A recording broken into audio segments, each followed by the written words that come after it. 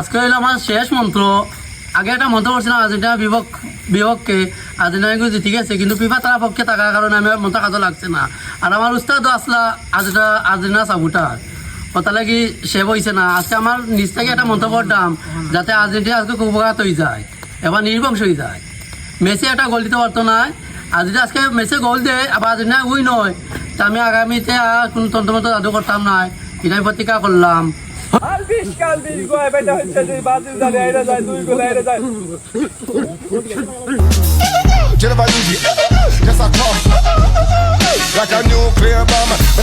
দে মন্ত্র বাণী দে। শেষ শেষ ধ্বংস।